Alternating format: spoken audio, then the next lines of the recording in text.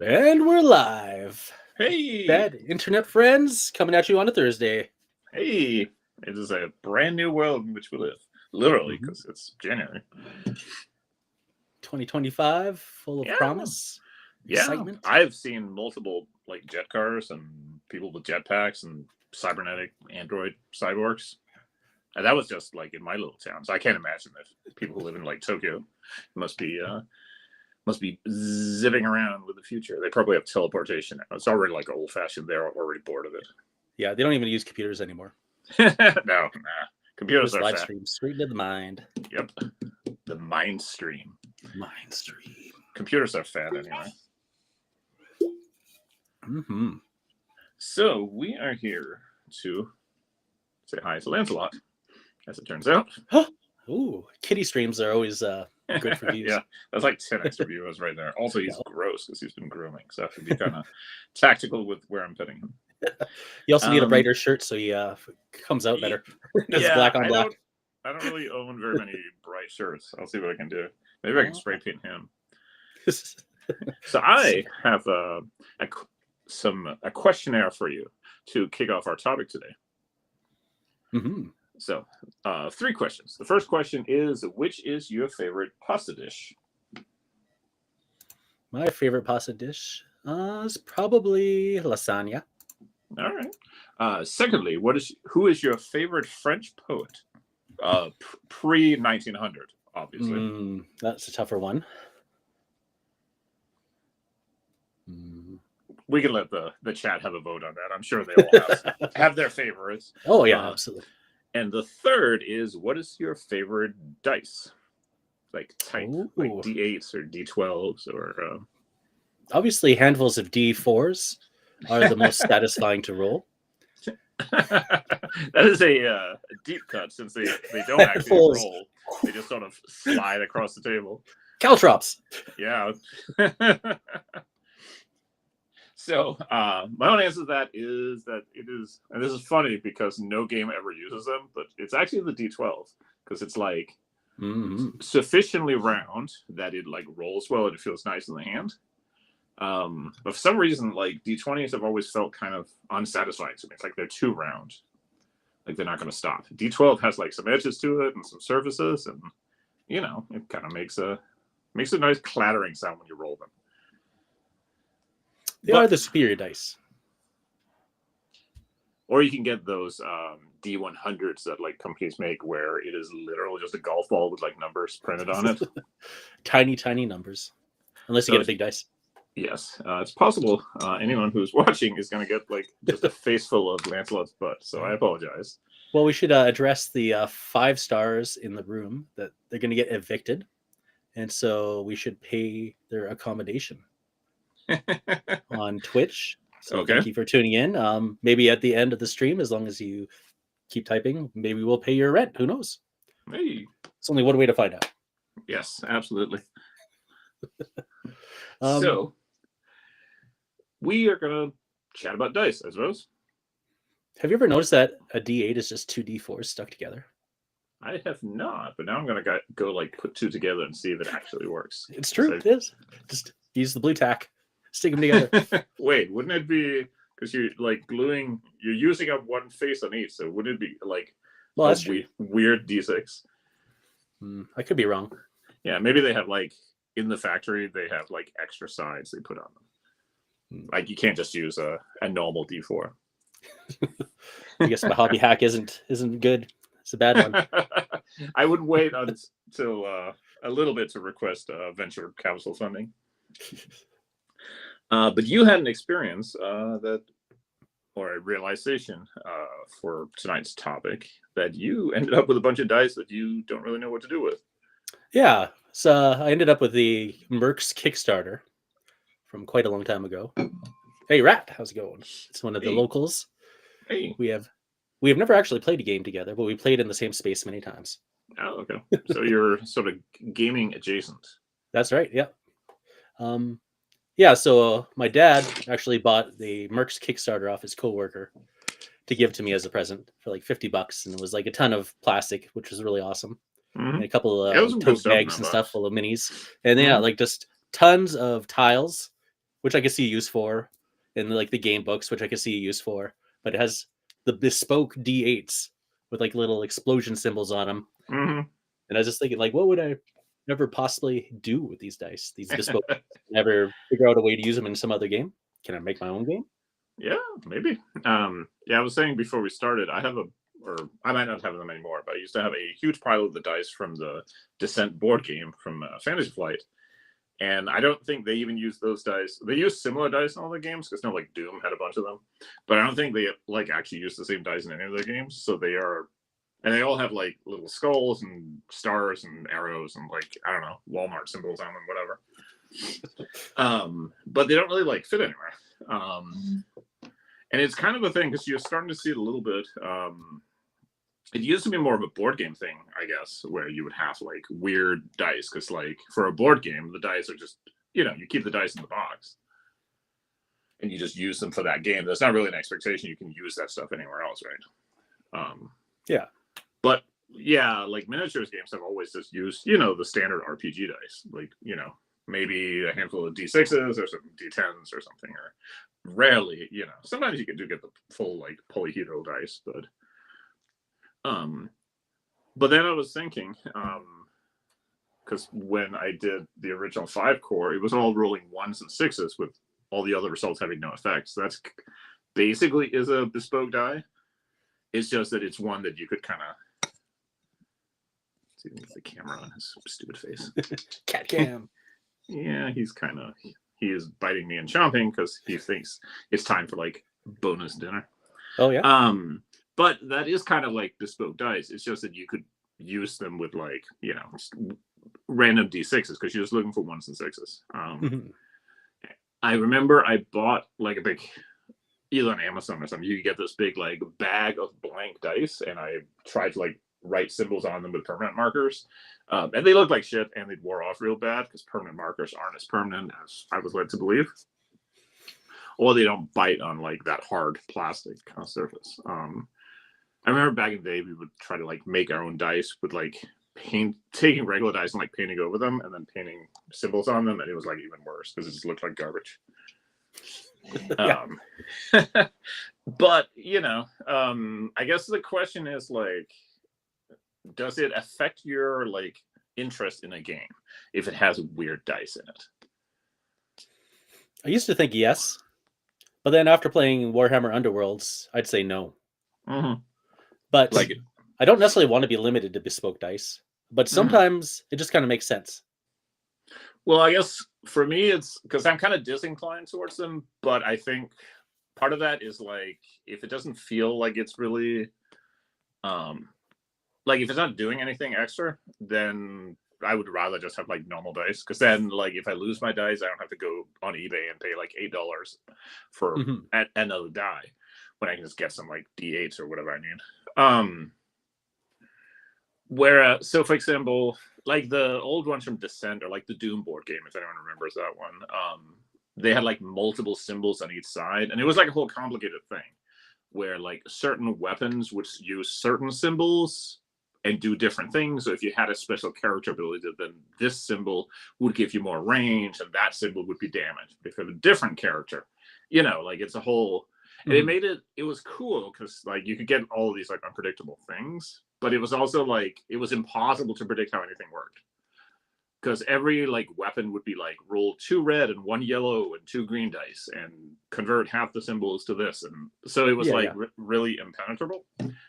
Which like maybe for some people that doesn't bother them, but like I dislike games where I don't really understand like what the odds of doing something is. And maybe if you're like a super genius, you can just like figure it out. Like obviously 2 green dice gives you a 37% chance of picking up the artifact or whatever, but I'm not a super genius and I was too stupid to figure that out. We also didn't play it enough. But the other thing is, I think if it's like a board game, I'm not like a fan of it, but I mind it a little bit less because it's just like a box experience. Like you crack open the box and there's your miniatures or whatever tokens, and there's your board and your dice and your cards and all this stuff. Like it all goes in that box. But like I don't think people play miniatures games that way. Maybe we could. So it's gonna be rules agnostic, miniatures agnostic, dice bespoke. Yes, like you have to use these specific dice, but the rest Yeah. of it you can do whatever you want. Yeah, whatever. You know, like my whole hobby is just based around these fucking Descent dice and games I can use them for. I got them. I need to validate them. Yeah, you know, I want to get some use out of them. I think I only played Descent like 3 times because it takes like a year to set up the game. This was the original one. So like by the time we had played it and set it up twice, it was already like the second edition. Oh, yeah. I'll just shout out quick. It is not the person from my local game group, but instead it's Fox, which is cool. All right. Well, from Hobby Homies, good to see him. Oh, always like a homie. Yeah. Especially since they said nice stuff about my games, and I just feel like obligated. That's right. Like I'm the most easily flattered person in the universe.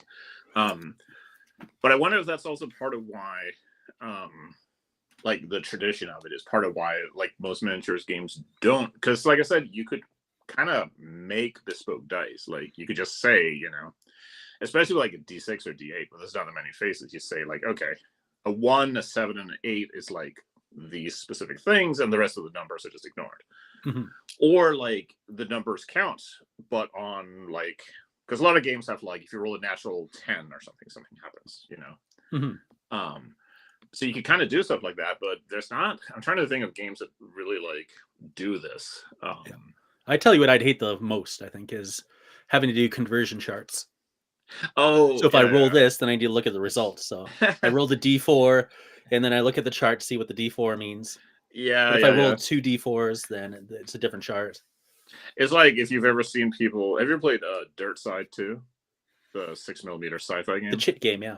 Yeah. So there's people have come up with, for like 20 years now, people have tried to come up with ways of replacing those chits with just rolling dice on a table, and it's always horrible because the whole purpose of the chits, which I guess they are actually custom dice, because the whole purpose of the chits is that there's like a range of different results, because there's like I don't remember how it works. There's like different colors of numbers, and different weapons and ranges will hit on different colors and numbers.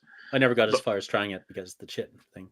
Yeah, well, that's like, the thing. Because I remember this is actually relevant now. I didn't think it was because I'm just rambling, but because me and a couple of friends played a lot of Starground 2, which is like the sister game. But that game just uses dice. It's just, you know, your D&D dice. And I remember like talking to them about Dirt Side, and they were all like really interested until they saw how combat worked, and they were like, tanks are lame, and we were just rather play Starground instead. All right, so we never played it.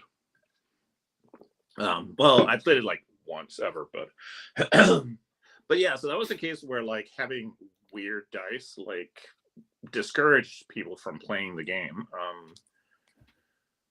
But I don't know if maybe like if it had been weird dice and you had to like get the dice from like Ground Zero games, would it have deterred people in the same way?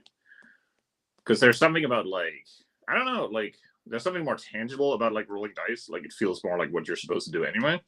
Whereas pulling chits feels like, even like most hex and counter war games don't use like chits like that, you know, for combat. That's really unusual.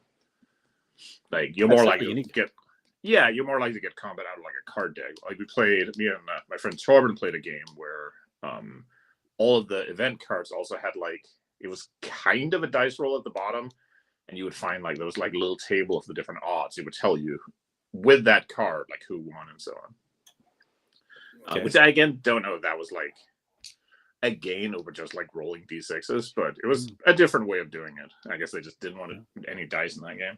I guess you could just like done, you know, the card game war where you're just picking off the top and playing against the other person, and whoever wins wins. Yeah, I mean, but you could even do that and have like, because let's say you do that, but then like if it's a face card, it's a critical hit or something. Like you could actually turn that into like a mechanic. Yeah, or if you're defending with a face card, then you get to block 2. Yeah, or something like that. If you're drawing like multiple cards. My attack is worth 3 cards, you can defend with 2, but if you get a face card, that means you can defend 2. Yeah. But then my question is like, would that have the same sort of deterring effect? Like, because I don't know that there's that many people who would like pick a game specifically because of that. But there are, maybe I'm wrong, but there are people who would not play a game because it uses cards or because it uses like weird dice. So it's one of those like, do you just like lose more people, even if like your mechanic is really cool? Like, let's say this mechanic is like super awesome and fun, and it lets you do something in the game that you couldn't do with dice, which I'm too stupid to figure out right now, but let's just say that's the case. I'm sure it is. Like, But you're gonna lose like, I don't know, 5% or 10% of like people who would have wanted to play the game just because it has cards and they don't like it, or it's weird, you know. Yeah. Well, I mean, a lot of the Western games use like poker as part of the game. Yeah, but there it's like a almost, I don't know what you call it, like it's a simulation thing, right? Or it's like a mood thing. Yeah. There's been at least one RPG that used like tarot cards. I'm sure there's been more than one. Which again, like, that's cool, but it's really more because they were always like occult, like sort of urban fantasy kind of games.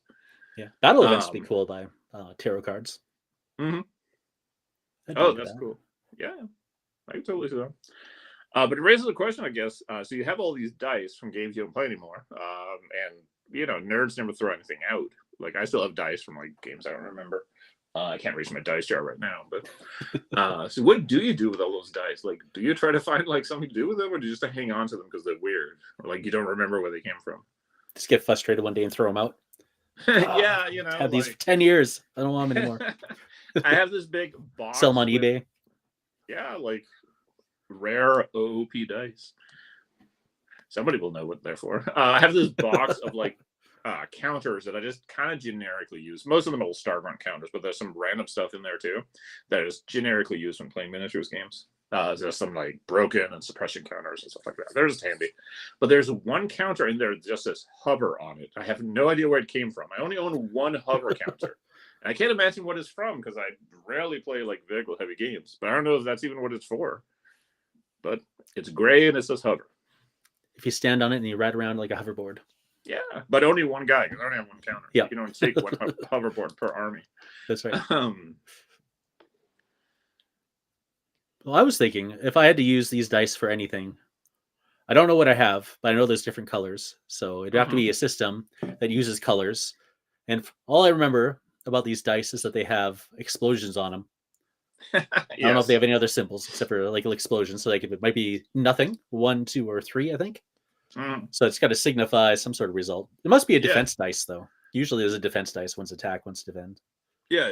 They probably are. Or maybe they could simulate obsolescence in equipment. So the ones that have better results are for the newer equipment. So if you're driving around in the latest tank, and your opponent is driving in like the previous generation tank, then you have to use like a dice down that doesn't have as good of results. Yeah, that's true. So no, you could totally do something like that. So I guess the problem you run into is that unless these dice are like super common and a bunch of people have them, it's basically like the Canadian Dave game, right? Yeah, that's right. Because how many people are both in the situation of having like the mercenary or mercs dice and are looking for a different game to play, and they want to play Dave's tank game. Yeah. You could always use a conversion chart after all. Yeah. People will love that. See, what you need is the mercs to descent dice conversion chart. That way we can both play the game. Hey, there we go. So, and then, it is a D8 game versus D6, so the mercs. Well, I mean, it just means it needs to be a more complicated conversion table. First, you roll a D10 to determine which subtable you go to. Then you roll to see the result that your die is equivalent to. Easy, right? Yeah, exactly. Fox is just saying keeps all his game stuff together. So the rules, token setter. I mean, it makes sense. Having the dice in the same box doesn't feel like it's an inconvenience. Yeah. I just had like a ton of mercs boxes and I didn't want them sitting around. I'm like, I don't really want to play this game ever. No one ever plays this game. So I'm just going to break down the components into things I may possibly use someday. And then the dice was left over. I feel like a lot of this is like a whole topic or a whole episode topic. It's like Kickstarter games nobody plays.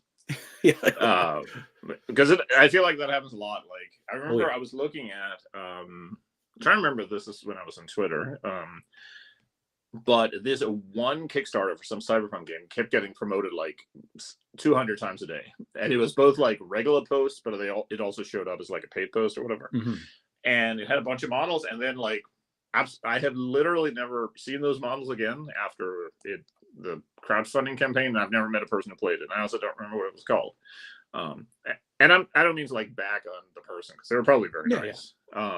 Maybe they were like the coolest person in the world. I'm sitting here bagging on them. But like the game just disappeared, you know? Yeah. So many.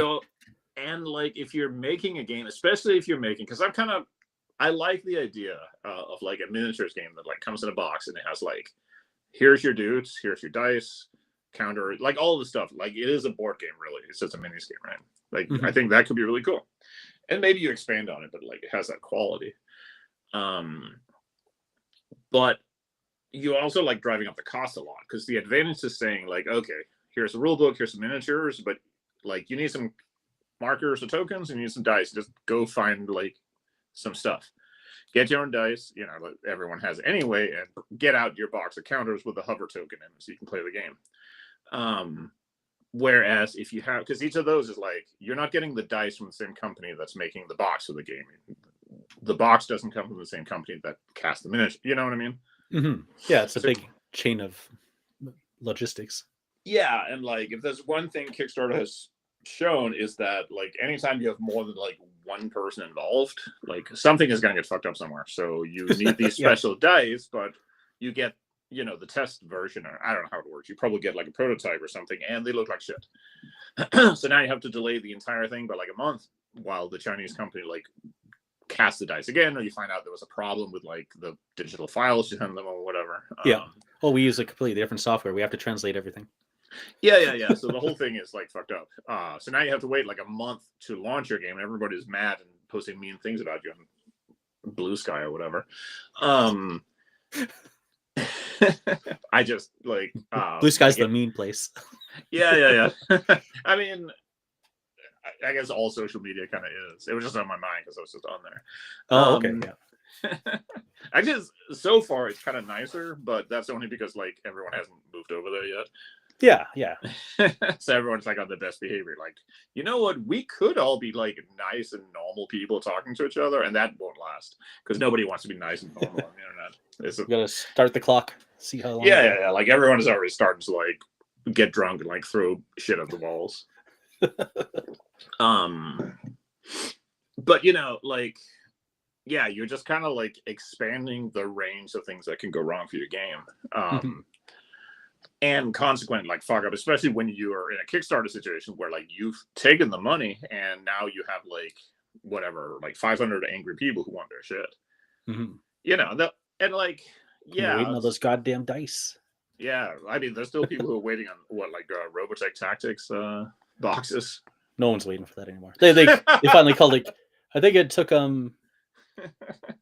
5 years to admit that it was over. Yeah.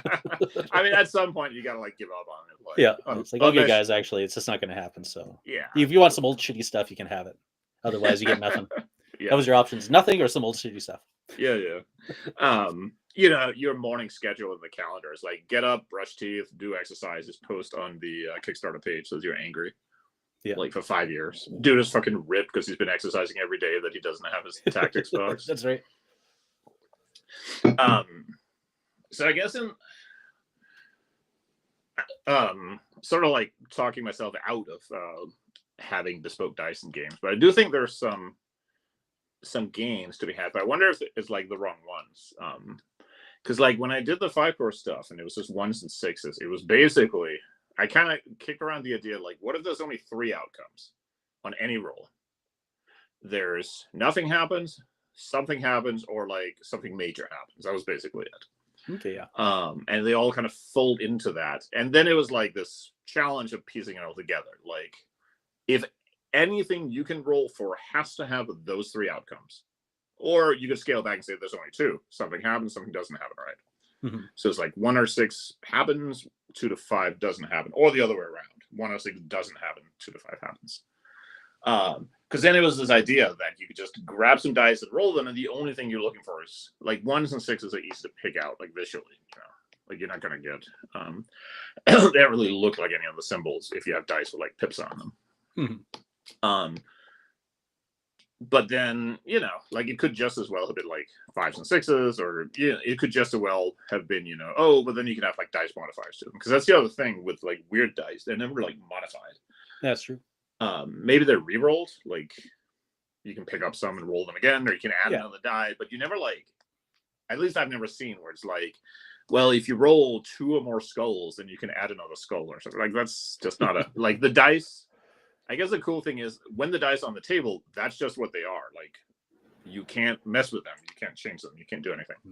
Or if you roll 2 skull dice, then you get to roll the red explosion dice and see what happens. Yeah, but even then, it's like more dice. You just add piling more dice on there. You got to buy a second merch box to get the exploding dice, because otherwise you don't have enough. Because I think there is something like, especially in games that are like heavy on modifiers, maybe this is more an RPG thing, but there's something over like you roll your d20 and roll like a 14, like hit the fucker. But then it's dark and there's a slight wind and my character didn't like eat breakfast, so it's a -8, and I didn't hit anything. So like it sometimes kind of sucks to have like a good roll that's like taken away from you. Yeah, and it's like, yes, you should understand that with those penalties, you should have rolled like, why didn't you just roll a 21, asshole? Like, that's your own fault. Skill issue, literally. But it can have kind of a demoralizing effect. Like, you got like a really cool roll, and then like it didn't matter. Yeah, it didn't matter. You know. So sometimes there is a benefit to like not having modifiers or having very few of them. Like I was trying to narrow down like what is the absolute like smallest list of modifiers that I wanted in Mystic Space for close combat, and in the end I came up with like 2, like the weapon you're using, and if you have another dude like in the same combat, that's it. Okay, yeah. Like all the rest doesn't matter. Like it doesn't matter if you're on higher ground. It doesn't matter. Like most of that could just be ignored. But that was like the 2 that I wanted to have, because they're kind of like driven by the model, right? Like what kind of sword does he have, and does he have a buddy? I think we got a message in the chat there. How do you guys feel about dice where the companies put logos on both the 1s and the 6s? Oh no, that'd be perfect for 5-core. Otherwise, yes, finally get some of those. Post them in the chat. Normally, I don't like logo dice at all, because I always like have to pick them up and like remind myself if it's a 1, so the 6 is this time. So I'm not a fan of them, and I think most of the time it's the 6s, but not always. I think just throw them out. If it's not the 6, throw it out. Yeah, it doesn't deserve to live. You know. Yeah, we don't need to put up with that shit. What are you doing in our hobby? Get the fuck out. Get out of here. No, I'm not a fan of logo dice, but it's strictly like a visual thing. Like I'm one of those weird dudes. If I'm at an RPG table and my character isn't doing anything, I'm probably like lining up my dice like by numbers or something, or I'm like sitting and rolling dice until all of them show a 1 or something, just to keep my brain from like trying to kill itself. Is that what happens in role-playing games? That's basically all you You're just do. bored like, half the time. Yeah. Like role-playing games fucking suck, man. No, I remember one time in like it was like an old AD&D game where some combat that me and a friend's character were not involved in was taking like, it was like this absolute worst, because it just took forever and we weren't there. So we grabbed a d20 and we rolled a couple of times, and then we were like, okay, we didn't roll a 20. We're just gonna keep rolling until we get a 20 or we get to play the game again, because this fucking combat is over. And we were over 200 rolls without rolling a 20. Wow. And the combat didn't stop. So we didn't get nothing out of it. But yeah, it was like the weirdest luck ever. Now I lost my train of thought because I was rambling. I love dice towers. Dice towers are cool. I actually got one. I don't know where it is now. Oh, it's in a box or in a drawer. I got one for playing war games, but then it's super noisy. Yeah. So, I put like felt in it, but it kind of looks like shit because I just cut it out and it didn't fold proper. But it is really cool. I like rattling the dice in there. I don't like them for like miniatures games where you're rolling like constantly. Yeah, no. Opposed dice roll games are pretty fun though, I think. Yeah. Like Rangers of Shadow Deep, Frostgrave stuff, where it's just 2 d20s you're rolling. Oh, yeah. That's all you're going to roll. So you throw them down in the dice tower and see what happens. Mm-hmm. Or you can roll like the hit and like because a lot of games have like you roll the damage or whatever. So you can roll both of them at the same time. So like pop them in. Drop them. But yeah, no, dice towers are really cool. One thing I think a lot of games, I guess this is most like a Warhammer thing, but you do see it elsewhere, is more games could use rerolls for stuff. Either rerolls or like exploding dice, where you get like each 6. Yeah, like each 6 gives you like either another die. Like that can work really well for like games where you have like rapid firing weapons. You get like 4 dice to hit, but then each die that rolls the max gives you like another shot or something. Or for like damage or something. One I've always liked the idea of is where you roll the max and then you get to roll the die again and add them together, and you can like keep doing that. So you can, if it's a game with like let's like high armor values or it's like opposed rolls or something, you can roll like a 30 on a d6 or something. Well, technically a 31 because you roll a 30, you rolled all 6s, so it would explode again. So details. But yeah, I think rerolls, exploding dice or something, and you can kind of get because for a while, like at least Warhammer 40K had this thing where you kind of couldn't have dice modifiers in the game, so a lot of things were relegated to like rerolls or extra rolls or stuff like that. Because there was always stuff that like you couldn't have 2 saving throws, but you could have a saving throw that could be re-rolled and stuff like that, which is like a little goofy, but I think some judicious use with it, especially in a game where like the actual number you rolled might matter and you don't necessarily want to roll the highest. You can do, there's a Swedish role-playing game where it's a skill-based game with percentile rolls. You have a skill of 80% or whatever. You're rolling D100 and try to roll under. But if you have character traits you can invoke. So like your character is stubborn. So you say, okay, well, since I'm stubborn and I screwed up this action, I'm gonna use that. And you get to flip the dice. So if you roll like a 92, you flip it. If it's a 29, and you succeeded. That's cool. But if you are opposed by another character, you have to have the highest roll under skill. So you might have succeeded, but you succeeded less than them. But if you flip it, it'll go over them. Oh, okay.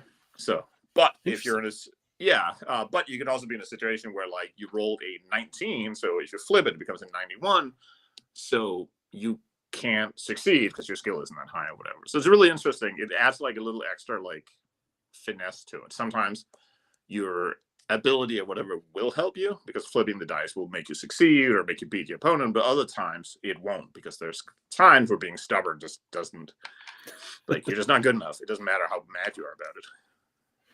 It's true. I've seen that. Yeah, very relatable in the average workplace. Oh, do you think that outside of like role-playing games, can a person use a true D100 and not be embarrassed? And not be so. Yeah, because I know so many people who've had like they have to roll percentile dice and they have a D100, but they never want to use it. They're like, no, I'll just use 2 D10s. The golf ball, yeah, because it doesn't stop rolling. That's the problem. Yeah, like if you roll that from one end of the table, it'll keep going. It's like trying to use a billiard ball or something. Yeah, those are horrible. I have never seen. I don't even like using the like designated D100.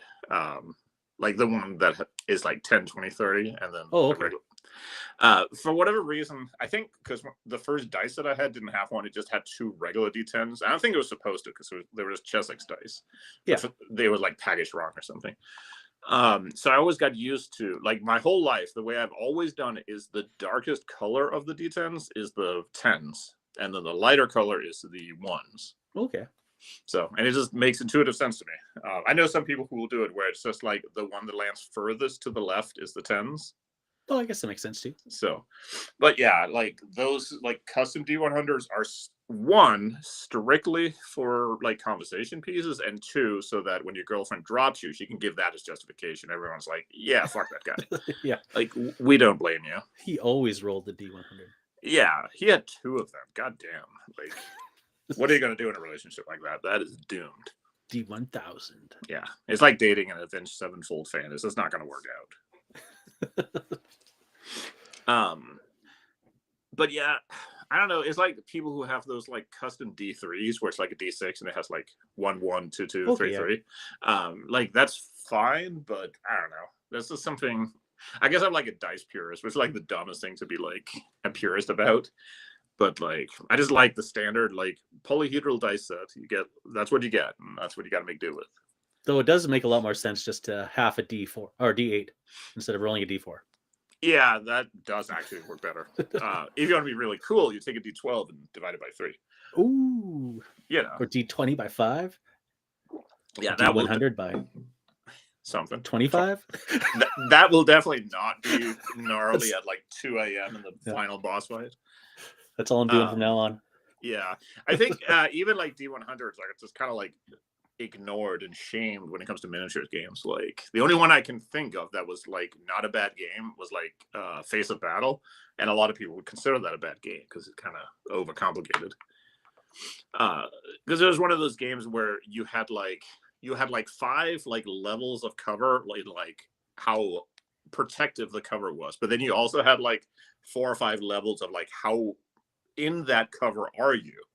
Dang. So the distinction between being in like really hard cover but you're only partially covered by it versus being fully covered by a bush, it was, so for that game you had to have so many results that a D100 made sense. But otherwise, I don't know, like I guess I'm a little out of touch with like the state of the art of minis game right now, but it's very rare to see anything using like D1. Even D20s are not, like I know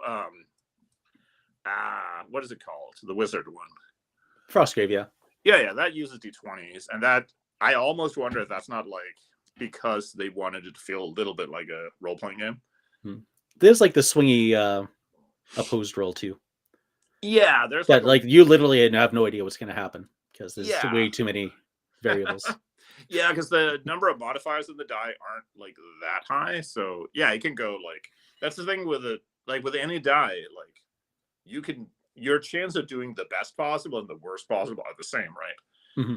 But when there's 19 points of difference between those two, yeah, it can get really swingy. Which, like, some people, it's funny because some people do like that.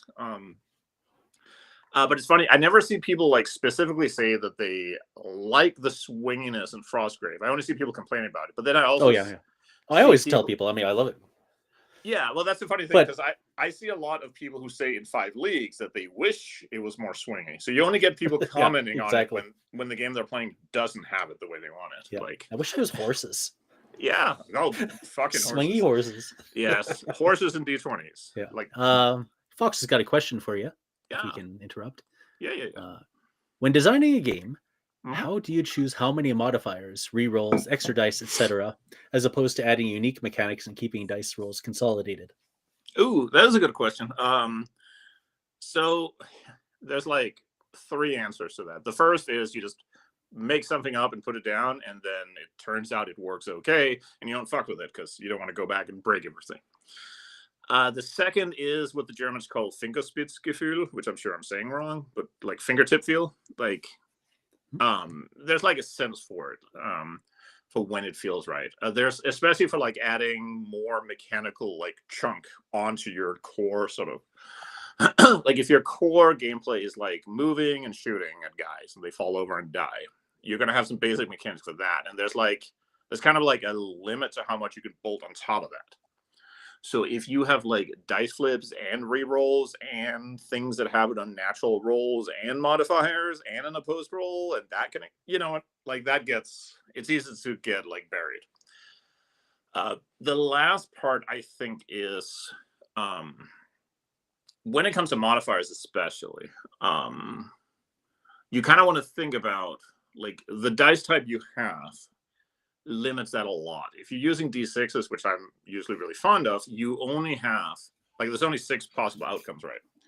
So having a huge list of modifiers won't work in a D6 based game usually, because if you have a lot of modifiers, odds are like 1 or more will apply all the time. So suddenly all of your results are going to be like, you know, modified up to the high end of the range. If you have a D20 based game, you can have a lot of modifiers if you want.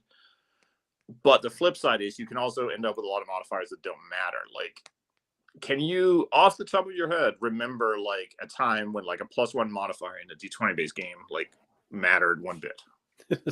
I mean, maybe when you get that +1 that actually succeeded. Yeah. I mean, you didn't die by the giant rat's hands. This is true. So let that remember. Be a That's it. Yeah. But then you forget that modifier because you didn't pay attention to the reference sheet. Now, as far as like modifiers versus other dice mechanics, I think a reroll is something to me that's more memorable to the player. So I like tying rerolls into stuff that is like character related, so like a skill or an upgrade or an ability, because you as a player get to pick up the die and roll it again. Like, does that make sense? It's kind of like ephemeral. but like your character has a skill that lets him do this, so you get to pick up the die and roll it again, you know. But also rerolls, of course, basically like starts the whole process over. So if you have a system where like something happens on a natural 6, like the opponent can't parry it, a reroll gives you another chance of getting that. But a reroll also gives you another chance of like completely messing up the roll. So in like a post-roll systems, it can be really interesting. So I hope I'm not like rambling past your answer, but I think it's like a little bit of fingertip feeling of like how much stuff is like gets uncomfortable. A real easy thing to do is if you can watch somebody play the game and notice what they're just forgetting to do. That's because a lot of times you'll realize that like you're playing the game and you totally forgot that you're supposed to get a +1 for being on high ground, and the whole game worked fine. Like, all right, maybe we can just throw that out if it didn't matter. So that's my answer to it. Let me know if that wasn't quite what you were asking. And I just want to give a quick shout out to MJ and Oz, who is our known German viewer. So if you are pronouncing it, balloons. We got balloons for the Germans. Well, I am like 99. Well, they weren't red, but close. No. So close. I mean, yeah, some of them were. I am trying to improve my German, but it's pretty bad. Maybe she'll give you a grade every single time. Yeah, a poor one, because Germans are like very ruthless with like feedback. That's like the thing. It's the opposite of Scandinavians who won't tell you what they think. Yeah. So when it comes to dice, I mean, some of it is also just like personal preference. Like some designers, I think, just kind of like rerolls. Some like having modifiers. I tend to like D6s because they're just like, well, one, because they're like comfortable, but also like a lot of people will say like D6s are bad and you shouldn't use them, so that just makes me want to use them. Like, although right now both Musket to Rifle and Mystic Space are D10 based, because it's time to do something different. As a whole, I feel like weird. It's like a 2025 thing. I'm trying to like eat better and learn to speak Swedish and German, and also use some other dice. So we'll see how long that goes. What is the most underused dice for a war game that isn't a D4? That might be more D4s than there are D12s, I think. I'm trying to remember any game I've seen with a D12. I can name a couple. Yeah. Mercs? No, that was D10, sorry. Yeah. But Horizon Wars is D12 based. That's right. And there's a couple that use like the polyhedrals, like Stargrunt. There was a new what is All Tomorrow's War or whatever it's called? The like sci-fi ambush alley. It was basically a Stargrunt, but like more chunky. That I'm sure there's a couple. Yeah, there might be. The Horizon Wars is the one that jumps out to mind, especially. But yeah, there is other games for sure. Probably more than D8, because the only one I can think for D8 is Vanguard, Mantic's Vanguard. I don't know if they use it in Kings of War or not. Yeah, I don't think so, but it's been a hot minute since I read the book. D8s are nice because you get 8 results, but they also can be divided down really easy. If you want like 4 outcomes, you still have basically a D4, but it's yeah. Or you can have like 3 outcomes, or like 3 points on the dice. Like a 5 to 8 does a thing, 3 and 4 doesn't. Like D8s is like divide down like real nice. I mean, I guess the reason that D10s are like real popular is that they it both has a wide range of possible outcomes. It's still, because like a +1 on a D10 is like a 10% difference, right? Or 10 percentage points. So it's big enough that it feels like that's worth having, without being, kind of overpowering the die. But it also just translates easily to like percentage chances. If you have a roll under, like if you have a 6 and you have to roll under, it's a 60% chance. So you kind of get that intuitive math, at least if you're okay with percentages, where like it's easy to explain what your chance of doing something is. Which is something that like in an opposed roll, it can be very opaque, like what your chances are, because it's like, well, I have a +7 and you have a +4, but it explodes on a roll of a 14 or whatever. Like, again, like I really, it's always important for me to be like, I can play whatever game, but it's always important to me to enjoy the game and be comfortable that I have some idea what the odds are when I try to do things. Yeah.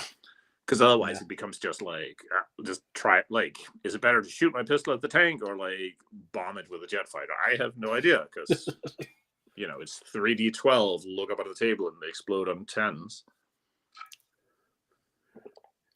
Fox is going to go partaking some brews in the summer sun. So different from us right now. Ooh, it is. I think mine is Australia's. Yeah. Oh, of course. Yeah, it's like -9 Celsius here right now. It is cold as shit. Yeah, it's not bad here, but it's not warm, and it is dark. I'm sitting with a giant blanket on because my office is really cold too. Yeah, it's pitch black outside. It's 10 o'clock at night, so it is. So his question, though, is what dice would you invent if you could, and how would you incorporate it into a game? Ooh, so if you get to invent a brand new die, I guess it depends on whether like physics is a thing here, because like people have come up with those like D14s and D16s that are like just weirdly shaped. It's the alphabet. Yeah, trying to think. I feel like a D7 could be kind of appealing because you get just like one more pip or one more like choice than a D6. So you could do some stuff. I mean, on a D6 is like 15-ish% chance on each like pip. So like rolling a 1 is like 15% or whatever. And a D7 will just like shift it just a little bit down. And there will be something cool about having a game where it's like it's basically a D6, but if you roll a 7, it's like a critical hit or something. Okay, yeah. Like I don't know. I think that sounds pretty good. Although, like realistic, you just do it on D8, but like a D7, it's like because I'm so like I almost always like think in terms of D6s. So having like that 7 feels like it's like outside the system. It's like it's so magic. Wild. Yeah, so I think a D7 where the 7 is like a special result in the game. Doesn't have to be a critical hit, but something like something notable or special happens, or maybe like the 7 sets off like the random events or something. I don't know. What would you do? I don't know. I'm just happy with the dice I got. I got explodey dice. I got Underworld's dice, all the regular dice. What about a D6 set where some of them have different symbols on, so that you have a 6 plus 1, so that one explodes with 1 extra die. But then some of them have like a 6 plus 2, and they explode with 2 extra dice. And the game comes with like a bag of 20 of them. And every time you roll, you reach into the bag blindly and roll your handful. I would do it. Yeah. Because that's like, it's still basically, and you get the side effect that like you have to buy these stupid dice. So you get like an extra $17 or whatever they cost when they have to order them. And then in like 1 year, your game is completely unplayable because everyone lost their dice and nobody can get new ones. Someone cheated and just put all +2 dice in their bag. Yeah. Like just complete scoundrel. I wonder if people do that with bold action. They like fudge with the dice bag with the actions in it. Oh, yeah. Swap them out on the table. There's like 20 American dice and 2 Germans in there. Like, I don't know where my guys keep going. That's weird. So weird. Yeah. Got more actions that got units. That's probably just a 3rd edition thing. I'll just move this tank again.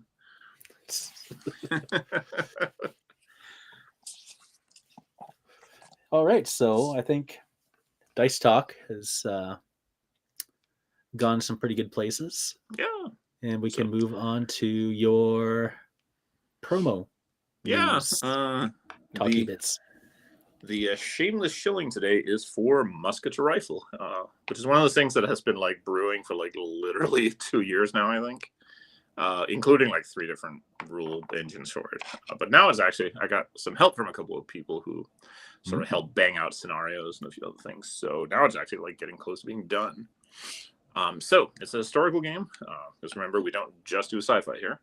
And you can hear the name, Muskets Rival. What do you think it's about? It's set roughly, don't put too much into this, but it's roughly like the American Revolution through to the Boer Wars. So it's like late 1700s to the very end of like the 1800s, basically, early 1900s.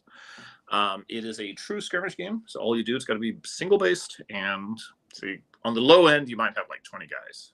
On the high end, like 40, 50, like a box or 2 of like 172 plastics, or some of those like big bags of 15 millimeter, like Napoleonics or whatever will do you. Make sure to get to the skirmisher guys.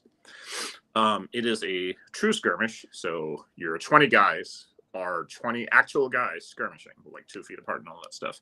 They are not standing in for like, a company or a battalion like some games do, where it's technically a skirmish, but they're still like forming lines and squares and all that stuff that skirmishers don't do. Kind of conventional mechanics, roll to hit, morale checks. It's roll to hit by figure, that kind of stuff. Individual casualties, obviously. Which makes it pretty easy to like convert stuff to and from. There's a pretty conventional like alternating activation sequence, but there's a bunch of neat little things. So there's a bunch of random tables for things like weather and stuff. There's a whole bunch of scenarios. There's some tools for playing solo.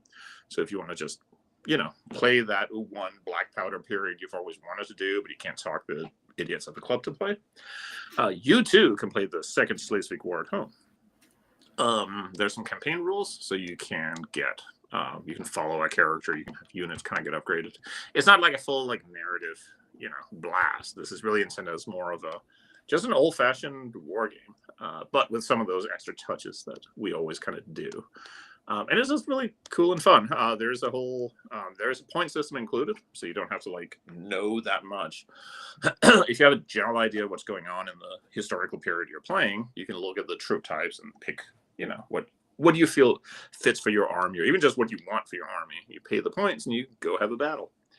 There's a whole big list of like that a friend of mine found with like different weapons and when they were introduced and stuff, because it's the whole 19th century is like a period of constant like technological change. Mm-hmm. So it's really meant to be like you're kind of one-stop shop for like skirmish gaming in that whole period, all the way from like smoothbore muzzle-loading muskets all the way to like the arrival of the magazine rifle, but before the machine gun shows up and mows everyone down. So it's gonna be good times. Oh, did you get the Gatling gun though? Crank it? No, you did not. Oh. Yeah, for now. Might change my mind on that.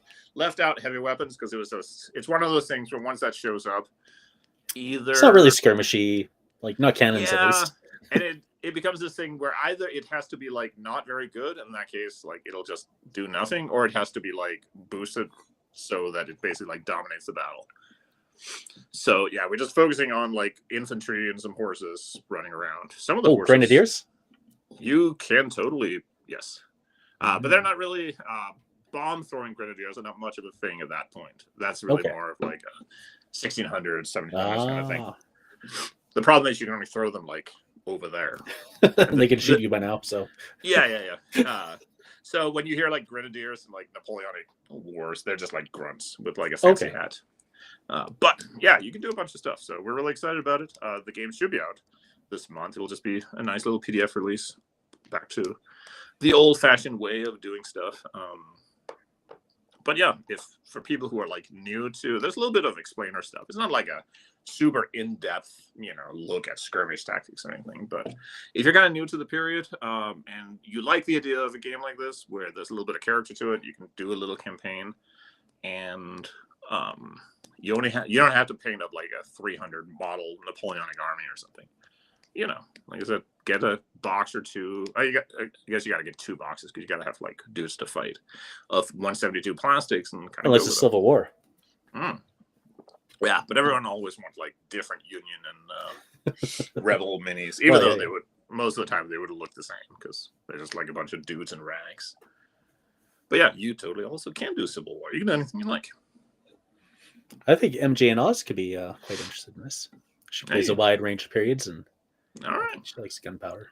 Black powder is good stuff. It's like because you get to paint like brightly colored uniforms in a historical game, which you normally don't. Like medieval armies tend to look pretty drab, and like anything 20th century is like green and brown. Mm-hmm.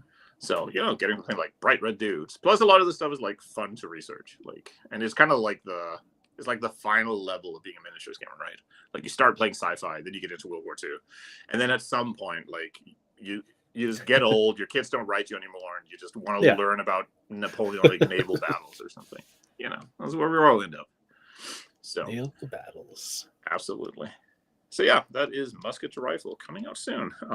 People who have been on the Patreon have seen some earlier drafts of it, so it's not mechanics haven't changed that dramatically from that. It's just more stuff now, and it also actually works. And there's no weird period plans No. Would you say? Yeah, as I have opined a few times in the past, I just really don't like Mhm. weird history stuff. And I don't write stuff unless I'm being paid for it. I don't write stuff that I'm not personally interested in playing. So now it would be really easy to do because it's D10s with some hit modifiers and a damage roll and morale checks. Like, if you have played literally any other game, like if you played Warhammer in the last 1,000 years, you can figure out how to put like a werewolf or a vampire in your game. So if you want to do that stuff, because like some of that stuff, you can do a vampire game. That would be pretty cool. That kind of fits in the period, with Cossacks and pistols and. Or John Carter, was it? That old sci-fi. That's the dude on Mars. Yeah. But that's the period. Yeah, kind of. I mean, there's a bunch of that stuff. Or like, what was that movie based on a book? It was like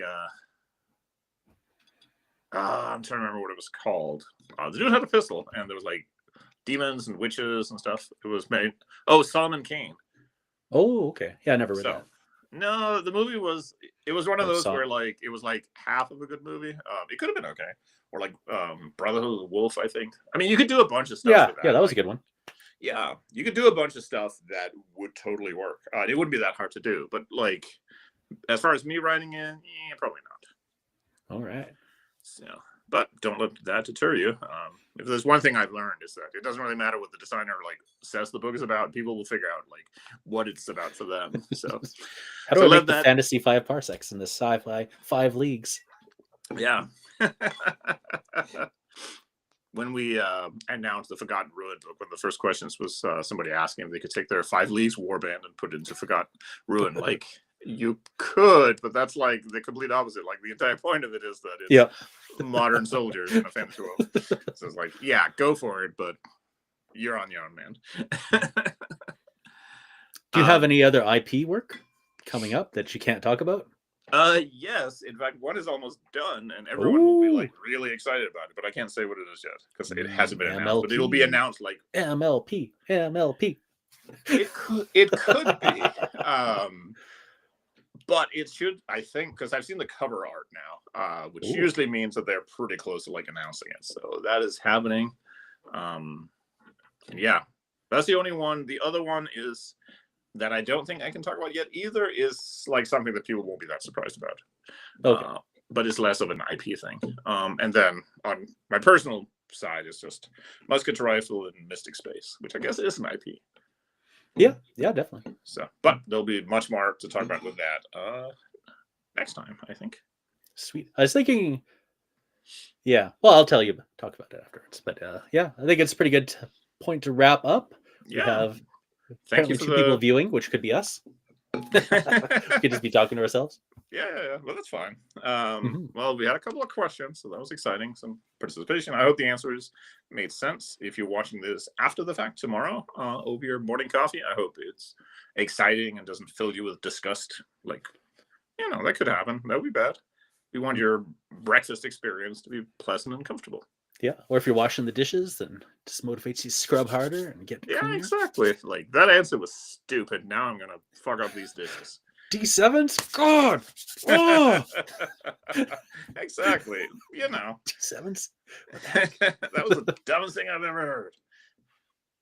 All right. Well, thank you, everyone. We will heart it out. Peace. Hey. See you later. Bye. Maybe. Nope, no hearts. We can't afford there this they are. economy. Oh, there we go. We can't end it until there's hearts. Hey.